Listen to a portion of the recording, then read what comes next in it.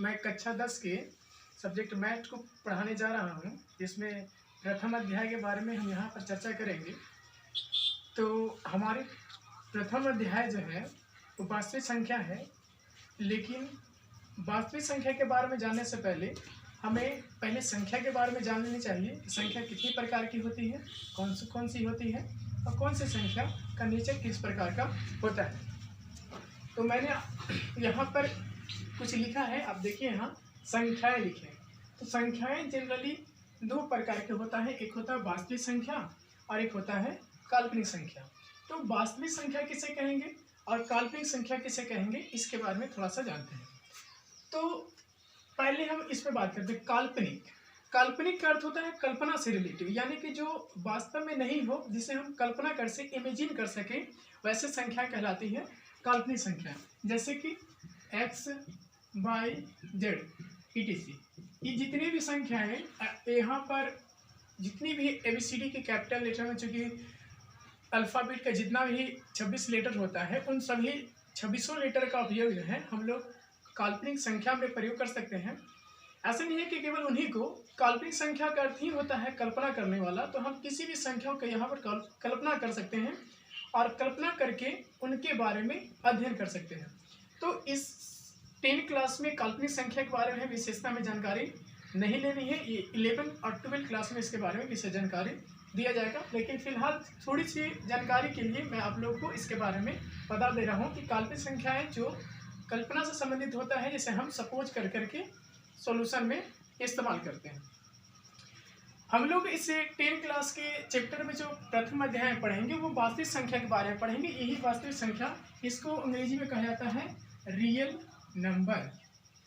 तो real number, ये real number से है क्या, कितने प्रकार के होते हैं। तो रियल नंबर यानी कि वो सारी संख्याएं जो वास्तव में है, जो प्रेजेंट है, जिन्हें हम यूज करते हैं, वो सभी क्या है, वास्तविक संख्याएं हैं। इसलिए हम इन्हें निम्न रूप से यहाँ पर हम बांटेंगे। तो कुछ संख्याओं के बारे में हम यहाँ पर जानकारी देते हैं। जैसे प्रथम में मैं लिखूंगा प्राकृतिक संख्या, प्राकृतिक संख्या, इसको अंग्रेजी में कहा जाता है नेचुरल नंबर, नेचुरल नंबर्स। तो प्राकृतिक संख्या किसे कहेंगे, नेचुरल से, क्योंकि नेचर से संबंधित है। नेचर जो नेचर में है, प्रेजेंट में था, यानी कि स्टार्टिंग से था, उस संख्या नेचुरल नंबर आती है। जैसे कि 1, 2, 3, 4 etc. ये अनंत तक होती है, इसकी कोई संख्या का लिमिटेशन नहीं होता।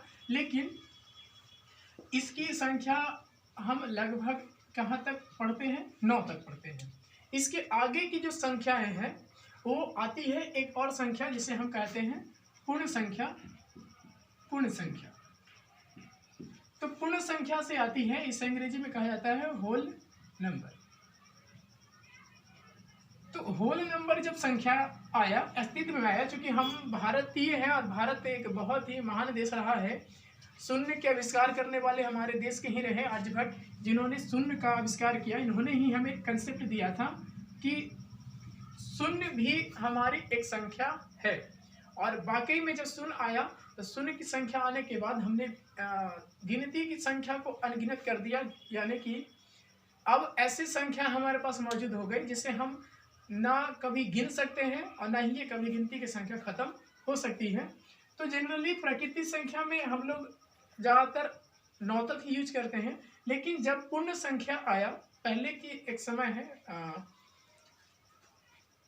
कि ग्रीक भाषी जो गिनती को यूज करते थे, तो उनकी संख्या पद्धति के अनुसार केवल 9 ही अंक हुआ करता था। तो गिनती में बहुत ही उलझ फेर होता था, 1 से 9 तक गिनना, फिर शुरू करना, फिर गिनना, बहुत जटिल था। इसलिए जब भारतीयों ने उन्हें कहा कि जीरो भी शामिल करो, जीरो शामिल करो, जीरो को शामिल करने से सारी समस्या खत्म। जब लोगों को एहसास हुआ कि जीरो के बाद आगे जब जोड़ते हैं तो अपने आप नई संख्या बन जाती है, हमारे सारे समस्याओं का समाधान जीरो ने अपने आप ही कर दिया। तो जनरली पूर्ण संख्या उसे संख्या कहेंगे जो जीरो से स्टार्ट होता हो। तो 0, 1, 2, 3, 4 इस तरह से। यानी कि नेचुरल संख्या में, एक दूसरे शब्द में कहें कि नेचुरल संख्या में, प्राकृतिक संख्या में अगर हम जीरो शामिल कर देते हैं तो जो नया संख्या बनेगा वो हमारा पूर्ण संख्या कहलाएगा। नेचुरल संख्या में जीरो को शामिल करने पर अगर जीरो हटा देते हैं नेचुरल संख्या से पूर्ण संख्या थे तो बन गया हमारा नेचुरल संख्या। तो पूर्ण संख्या और नेचुरल संख्या में दोनों ज़्यादा डिफरेंस नहीं है, केवल डिफरेंस है जीरो का। ठीक है, आगे हम लोग पढ़ेंगे इसमें परिमेय संख्या के बारे में। परिमेय संख्या तो इसे कहते हैं रेशनल नंबर।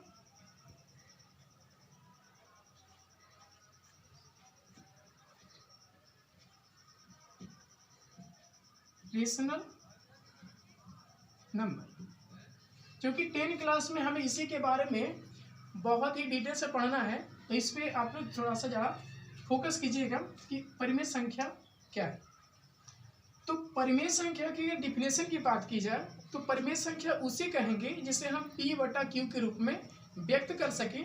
P बटा Q की, इसमें ध्यान रखिएगा आप लोग कि यदि हम P बटा Q के रूप में किसी भी संख्या को व्यक्त कर सकें तो वो परिमेय संख्या कहलाएगा। लेकिन कब कहलाएगा? जब Q का वैल्यू जो है वो जीरो के बराबर नहीं हो तब। अगर Q का मान जीरो के बराबर होगा तो वो परिमेय संख्या नहीं होगा। यहाँ पर ये कंडीशन है, इसको ध्यान रखना है। और दूसरी बात क्या कि P और Q का जो HCF होना चाहिए वो कितना होना चाहिए? 1 होना चाहिए। HCF जो है P और Q का वह 1 होना चाहिए और Q जीरो के बराबर नहीं होना चाहिए, तभी जो है हम उस संख्या को कहेंगे परिमेय संख्या। जैसे कि अगर एग्जाम्पल की बात करें तो जैसे 2/3, 4/5, ये सब क्या है? यहाँ तक कि जीरो भी हमारा क्या है? परिमेय संख्या है, क्योंकि हम जीरो को भी 0/1 लिख सकते हैं।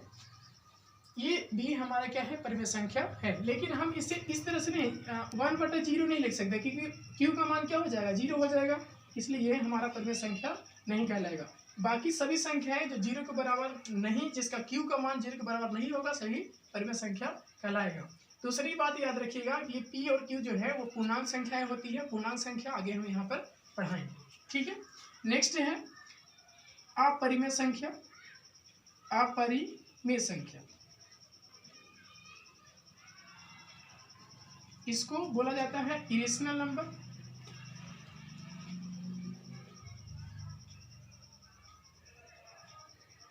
तो इरेशनल नंबर क्या है? बस बहुत इजी, जिसे P बटा Q के रूप में नहीं लिख सकते हैं, जिसे P बटा Q के रूप में नहीं लिख सकते हैं उसे हम कहेंगे अपरिमेय संख्या। ठीक है, जैसे हम 1/0 को P बटा Q के रूप में नहीं लिख सकते हैं, जैसे रूट को हम P बटा Q के रूप में नहीं लिख सकते हैं, √7/2 को P बटा Q के रूप में नहीं लिख सकते। ये सब क्या है? अपरिमेय संख्याएं हैं।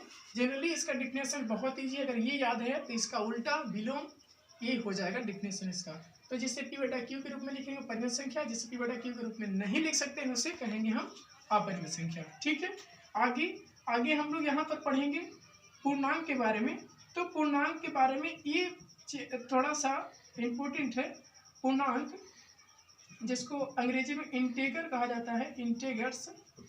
तो ये है क्या? पूर्णांक जो कि दो प्रकार के होता है, एक होता है धनात्मक पूर्णांक, एक होता है ऋणात्मक पूर्णांक।